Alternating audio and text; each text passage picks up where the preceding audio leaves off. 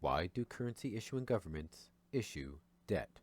Part 2 by Bill Mitchell. This is part 2 of the two-part series, which focuses on the question, if governments are not financially constrained in their spending, why do they issue debt? Part 1 focused on the historical transition of the monetary system, from gold standards to the modern fiat currency systems, and we learned that the necessity to issue public debt disappeared as fixed exchange rates and convertibility was abandoned in the early 1970s. However, there are many justifications for continuing to issue debt that circulate. In this part, I consider those justifications and conclude that the ongoing practice of governments issuing debt to the non-government sector is primarily an exercise in corporate welfare and should not be part of a progressive policy set. There are many other justifications offered for debt issuance, which do not directly challenge the mainstream economist's claim that debt issuance is essential to fund a government deficit, but operates somewhat tangentially to it. We learned a lot about these sort of arguments during a particularly enlightening episode in Australian financial history at the turn of the last century. This is what happened. We find a hint in the Australian government's Budget Paper Number 1 for 2012 to 13 under Statement 7 entitled Future of the Commonwealth Government Securities Market. The Treasury wrote, in 2002 to 2003, the review of the Commonwealth Government Securities Market was undertaken in response to concerns about the future viability of the declining CGS market. Since this review, successive governments have committed to retaining a liquid and efficient CGS market to support the 3 and 10-year Treasury bond futures market, even in the absence of a budget financing requirement. The term budget financing requirement is, of course, not a financial requirement that is intrinsic to the monetary system. It is a voluntary imposed rule that sees the Australian government issue debt to match its deficit spending. The convention could be abandoned at any time without any change in the government's capacity to spend resulting. So what was the 2002 review about? In 1996, the Conservatives won federal office in Australia and built on the neoliberalism of the previous Labour Party by pursuing fiscal surpluses. The Commonwealth government allowed outstanding debt to mature and be paid out, and systematically reduced its net debt position as it ran surpluses. By the end of the century, the government bond market was becoming thin, which just means there were much less bonds available for trading in the secondary bond market. The government came under pressure from the big financial market institutions, investment banks, and other players, particularly the Sydney Futures Exchange, to continue issuing public debt despite the increasing fiscal surpluses. At the time, the contradiction involved in this position was a talking point, although I did a lot of radio interviews trying to get the ridiculous nature of the discussion into the public arena. The federal government was continually claiming that it was financially constrained and had to issue debt to finance itself. But given they were generating surpluses, then it was clear that, according to this logic, further debt issuance was redundant. What transpired demonstrated categorically what purpose the debt was serving. The government bowed to the pressure from the large financial institutions and, in December 2002, set up a formal debt review to consider the issues raised by the significant reduction in Commonwealth general government net debt for the viability of the Commonwealth Government Securities CGS market. I made a submission written by Warren Mosler to that review, and the inquiry was flooded with special pleading like had not been aired in public before. The Treasury's 2002 own Review of the Commonwealth Government Securities Market discussion paper claimed that purported CGS benefits include assisting the pricing and referencing of financial products, facilitating management of financial risk, providing a long-term investment vehicle, assisting the implementation of monetary policy, providing a safe haven in times of financial instability, attracting foreign capital inflow, and promoting Australia as a global financial center. We heard some of that during the GFC, that the liquid and risk-free government bond market allowed many speculators to find a safe haven. In other language, that the public bonds play a welfare role to the rich speculators. The Sydney Futures Exchange submission to the 2002 enquiry considered these functions to be equivalent to public goods. It was very interesting watching the nuances of the federal government at the time. On the one hand, it was caught up in its ideological obsession with getting the debt monkey off our backs, which was tantamount to destroying private wealth and the associated income streams and forcing the non-government sector to become increasingly indebted to maintain spending growth. But it was also under pressure to maintain the corporate welfare. There was no public goods element to the offering of public debt. The argument from the financial institutions amounted to special pleading for sectional interests. To understand all this, we have to first establish what the legitimate responsibility of a currency issuing government is in relation to the financial system. Financial stability is a public good. The government is intrinsically responsible for maintaining financial stability. The financial system is linked to the real economy via its credit provision role. Both households and business firms benefit from stable access to credit. To achieve financial stability, A, the key financial institutions must be stable and engender confidence that they can meet their contractual obligations without interruption or external assistance. And B, the key markets are stable and support transactions at prices that reflect fundamental forces. There should be no major short-term fluctuations when there have been no change in fundamentals. Financial stability requires levels of price movement volatility that do not cause widespread economic damage. Prices can and should move to reflect changes in economic fundamentals. Financial instability arises when asset prices significantly depart from levels dictated by economic fundamentals and damage the real sector. Collapses brought on by injudicious speculation that do not affect the real sector or that can be insulated from the real sector by appropriate liquidity provisions are not problematic. In general, though, we want to build an institutional and regulative structure that insulates the real economy from financial collapses. The essential requirements of a stable financial system are 1. Clearly defined property rights. 2. Central bank oversight of the payments system. 3. Capital adequacy standards for financial institutions. 4. Bank depositor protection. 5. An institutional lender of last resort when private institutions refuse to lend to solvent borrowers in times of liquidity crisis. 6.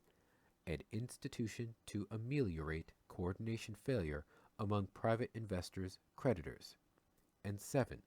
The provision of exit strategies to insolvent institutions.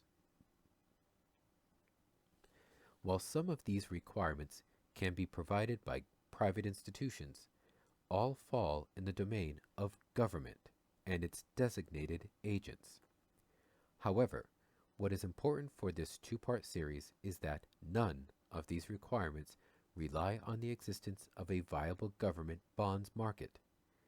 Private goods are traded in markets where buyers and sellers exchange at prices that reflect the margin of their respective interests. At the agreed price, ownership of the good or service transfers from the seller to the buyer. A private good is excludable. Others cannot enjoy the consumption of it without being party to the transaction, and rival, consuming the good or service specific to the transaction, denies other potential consumers its use.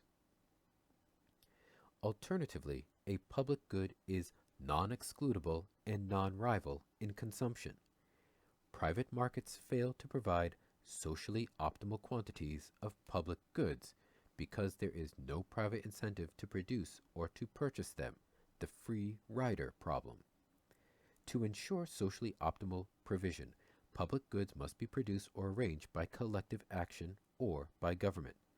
Thus, financial system stability meets the definition of a public good and is the legitimate responsibility of government. So then, what are the alleged benefits of public debt issuance? Most of the arguments made in favor of sustaining public debt issuance can be reduced to special pleading by an industry sector for public assistance in the form of risk-free government bonds for investors, as well as opportunities for trading profits, commissions, management fees, and consulting service and research fees. It is ironic that these arguments are inconsistent with rhetoric forthcoming from the same financial sector interests. In general, about the urgency for less government intervention, more privatization, more general welfare cutbacks, and the deregulation of markets in general, including various utilities and labor markets. Specifically, government price level intervention into private markets is typically challenged by economists on efficiency grounds. Public debt issuance is a form of government price level intervention in interest rate markets. The burden of proof falls on those arguing in favor of such issuance to show that the market in question is incapable of viable operation without government intervention and will, unassisted, produce outcomes detrimental to the macro priorities we discussed earlier, full employment, etc. Pricing other products. One argument mounted to support public debt issuance is that it supports the yield curve and is used by financial markets as the benchmark risk-free asset, which provides a benchmark for pricing any other risky debt securities. However, there are clearly alternatives. 1. The market could price securities against other securities with similar characteristics. And 2. Market participants could price securities with respect to the interest rate swap curve. Interest rate swaps have become a central part of the so-called fixed income market. PIMCO writes, an interest rate swap is an agreement between two parties to exchange one stream of interest payments for another over a set period of time. Swaps are derivative contracts and trade over the counter. A common arrangement has been to cast the swap agreements relative to the London Interbank Offered Rate, or LIBOR, which is the interest rate that banks charge each other for short-term loans. It is complicated to go into detail here, but one party, which might be a corporation, swaps the uncertainty of a floating LIBOR for a fixed interest rate, hoping that rates do not rise.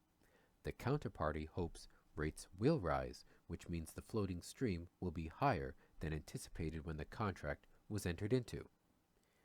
The swap curve shows the swap rates for all of the maturities in which these arrangements are made and follows the government debt yield curve very closely, which is why I argue the market already has a vehicle to use in pricing securities. Market participants already use the interest rate swap curve to price securities.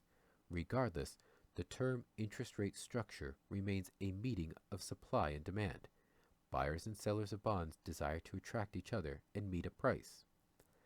Are the proponents of retaining public debt issuance really claiming that without government intervention in the credit markets via debt issuance, borrowers and investors cannot sufficiently come together at a price? Are they saying that the interest rate market does not have sufficient levels of participation, information, and competition to adequately determine price without government intervention? It is doubtful that either position can be substantiated, and certainly not to the degree needed to support the issuance of public debt with their high real macro costs, which I will outline below. Managing financial risk. Another argument is that ongoing public debt issuance supports a number of derivative markets that help private traders manage financial risk, particularly in relation to interest rate risk. What are their real interest rate risks of these businesses? What are the real economic costs of these feared changes? Without going into detail, it is important to ask which businesses need to use public debt to manage risk. The reality is that ongoing public debt issuance supports and encourages speculation rather than real investment behavior. Some financial market speculation, which is tied to helping real output producing firms offload exchange rate risk, for example, is sound, but that is a tiny proportion of the financial market transactions that occur every day. So can the support of particular businesses in this manner, which add nothing to the well-being of the population, be an appropriate use of public policy? It is in this context that I use the term corporate welfare in association with the issuance of public debt. It should also be understood that MMT advocates the simplification of financial markets and the phased elimination of speculative behavior that provides no real benefits to the population. Providing a long-term investment vehicle. The crude argument is that workers have a right to expect their savings will be held in risk-free assets and that public debt issuance provides those assets. It is a simplistic argument, and while I am supportive of workers being able to save, risk manage their futures in a safe way, that doesn't justify the massive corporate welfare that accompanies the issuance of public debt. More specifically, it is argued if superannuation and life companies were unable to purchase government debt, then they would struggle to match their long-dated liabilities with appropriate returning assets. Further, the claim is that eliminating the government bonds market would deny workers of a risk-free asset to invest their savings in. Retirement planning would become highly uncertain and risky. What is not often understood is that government bonds are in fact government annuities. Do the proponents of ongoing government bonds really want the private sector to have access to government annuities rather than be directing real investment via privately issued corporate debt as an example? This point is also applicable to claims that government bonds facilitate portfolio diversification. Why would we want to provide government annuities to private profit-seeking investors? This interferes with the investment functions of markets. Direct government payments should be limited to the support of private sector agents when failures in private markets jeopardize real sector output, employment, and price stability.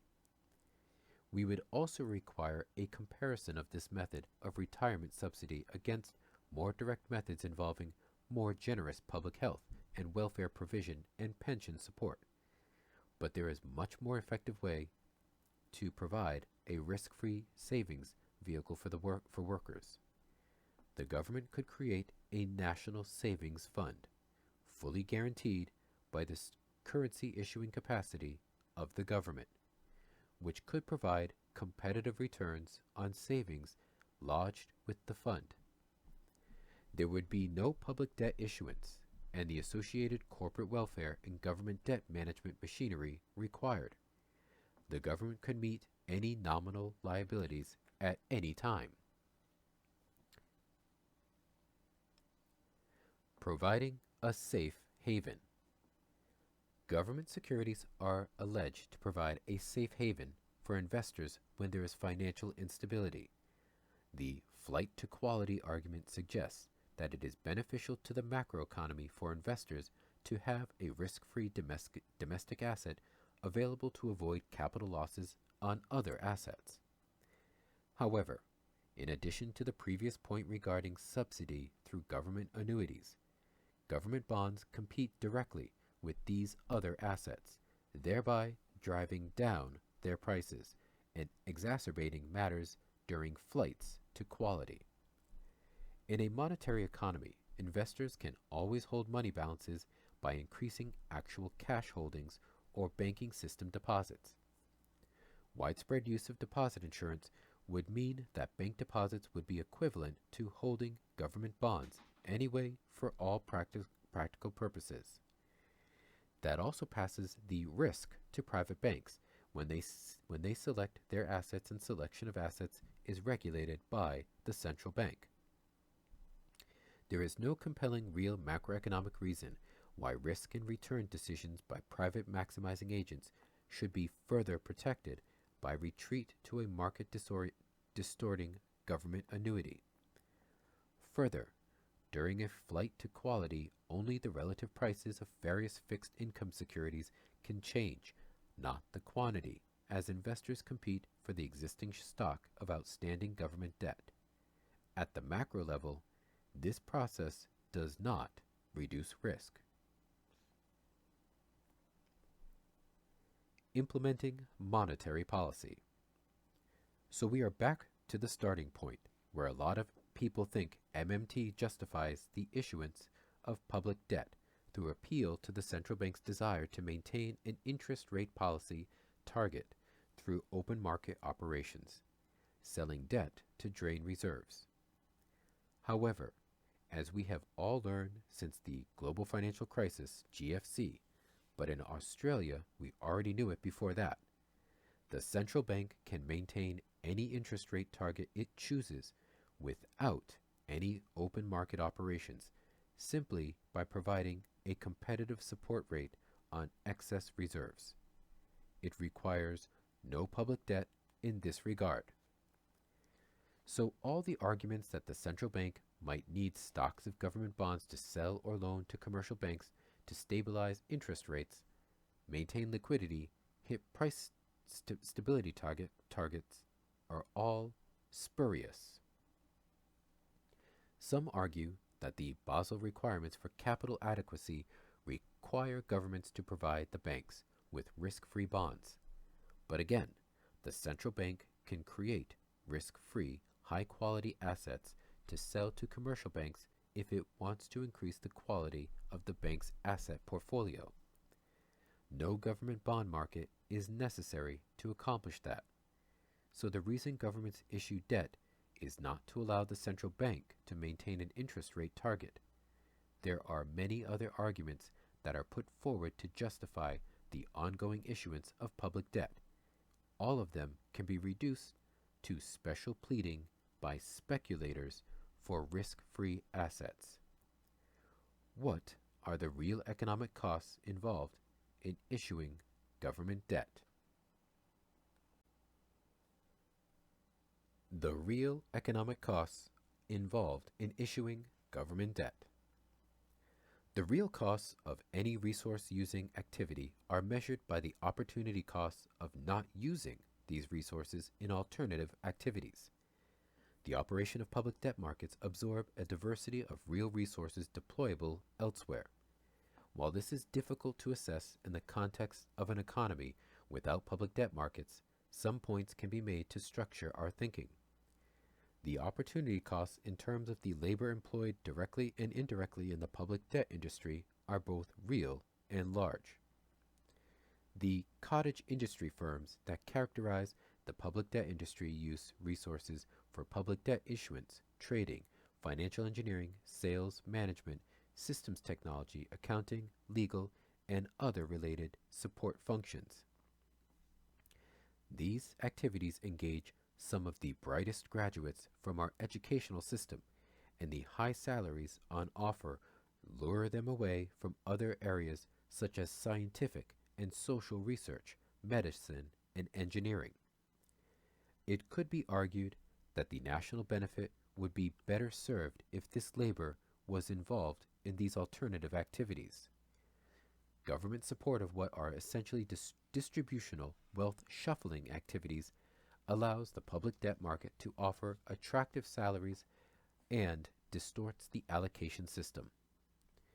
While this labor may move within the finance sector if public debt issuance terminated, the government could, for example, generate attractive opportunities by restoring its commitment to adequate funding levels for research in our educational institutions. On balance, Public debt markets appear to serve minor functions at best. The public debt markets add less value to national prosperity than their opportunity costs. A proper cost-benefit analysis would conclude that the market should be terminated. And finally, the motivation. In Part 1, we contrasted the requirements of government in terms of the Bretton Woods system and the modern fiat currency systems.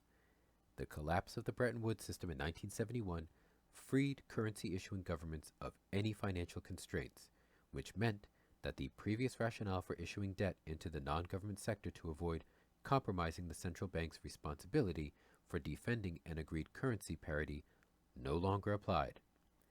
But the practice of debt issuance continued. Why? Governments continue to impose voluntary constraints on themselves to satisfy the dominant ideological demands of the elites. A little case study demonstrates how this played out in the post-fixed exchange rate world. The Australian Office of Financial Management, AOFM, was set up as a special part of the Federal Treasury to management federal debt in the 1980s. The Australian experience is common around the world in almost all countries. While there was a lot of hoopla about it being an independent agency, the reality is that this is all largely cosmetic.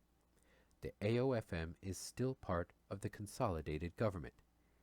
Prior to the establishment of the AOFM, government bond issues were made using the TAP system. The government would announce some face value and coupon rate at which it would issue debt and turn the tap on hard enough to meet the demand at that yield. Occasionally, given other rates of return in the financial markets, the issue would not be fully subscribed, meaning some of the net spending would be covered, in an accounting sense, by central bank buying treasury bills, government lending to itself. In other words, the government could sell bonds directly to the central bank at whatever rate it deemed useful, including zero, and the private bond markets could do little about it. This was common practice around the world. This system was highly criticized by private bond markets and the neoliberal cheer squads in economics departments. In 2000, the Deputy Chief Executive Officer of AOFM, seemingly content on perpetuating neoliberal myths, claimed the practice was breaching what is today regarded as a central tenet of government financing, that the government fully fund itself in the market. It then became the central bank's task to operate in the market to offset the obvious inflationary consequences of this form of financing, muddying the waters between monetary policy and debt management operations. The so-called central tenet is pure ideology and has no foundation in any economic theory. It is a political statement. In the face of massive pressure from the neoliberal lobbies, the Australian government at the time it established the AOFM also changed the way the Australian government bond market operated. They replaced the TAP system with an auction model to eliminate the alleged possibility of a funding shortfall. Accordingly, the system now ensures that all net government spending is matched, dollar for dollar, by borrowing from the private market. So net spending appeared to be fully funded, in the erroneous non-liberal terminology, by the market. The central bank wasn't prohibited by law from purchasing government debt directly for liquidity management purposes, but the change meant that the price yield would vary to accommodate even the most risk-averse private bond dealer, and so the volumes would always be sold. But in fact, all that was happening was that the government was coincidentally draining the same amount from reserves as it was adding to the banks each day via the fiscal deficit and swapping cash in reserves for government paper. The auction model merely supplied the required volume of government paper at whatever price was bid in the market, so there was never any shortfall of bids because obviously the auction would drive the price returns up so that the desired holdings of bonds by the private sector increased accordingly. As an aside, at that point, the secondary bond market started to boom because institutions now saw they could create derivatives from these assets, etc. The slippery slope was beginning to be built. But you see the ideology behind the decision by examining the documentation of the day. Around the time these changes were introduced, the Deputy Chief Executive Officer of AOFM gave a speech. He spoke of so-called captive arrangements, where financial institutions were required under prudential regulations to hold certain proportions of their reserves in the form of government bonds as a liquidity haven. The arrangements also ensured a continued demand from growing financial institutions for government securities and doubtless assisted the authorities to issue government bonds at lower interest rates than would otherwise have been the case. Because such arrangements provide governments with the scope to raise funds comparatively cheaply, an important fiscal discipline is removed and governments may be encouraged to be less careful in their spending decisions. So, you see the ideological slant. They wanted to change the system to voluntarily limit what the federal government could do in terms of fiscal policy. This was the period in which full employment was abandoned, and the national government started to divest itself of its responsibilities to regulate and stimulate economic activity. And in case you weren't convinced, here is more from AOFM. The reduced fiscal discipline associated with the government having a capacity to raise cheap funds from the central bank, the likely inflationary consequences of this form of official sector funding. It is with good reason that it is now widely accepted that sound financial management requires that the two activities are kept separate. Reduced fiscal discipline. That was the driving force. They knew that the public didn't have a clue about any of this, but had been conditioned to associate rising public debt with all manner of bad things: overspending, mismanagement, intergenerational harm, burdening the grandkids, risk of going broke, and all the rest of it. They knew that if they forced governments to issue debt to match deficits through these institutional arrangements, which they knew were unnecessary for the reasons that the public were led to believe, funding governments, then the public could be politically manipulated to reject progressive policies. They were aiming to wind back the government, and so they wanted to impose as many voluntary constraints on its operations as they could think of, all basically unnecessary because there is no financing requirement, many largely cosmetic, the creation of the AOFM, and all easily able to be sold to us suckers by neoliberal spin doctors as reflecting, read it again, sound financial management.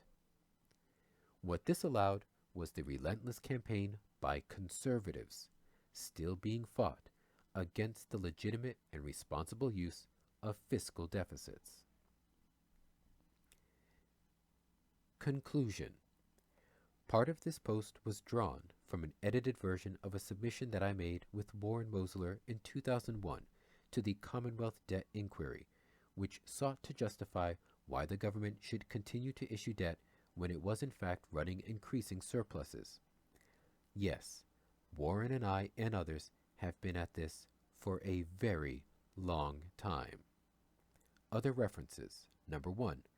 There is no need to issue public debt. September 3rd, 2015. Number 2. Direct central bank purchases of government debt. October 2nd, 2014. Number 3. Market participants need public debt. June 23rd, 2010. That is enough for today.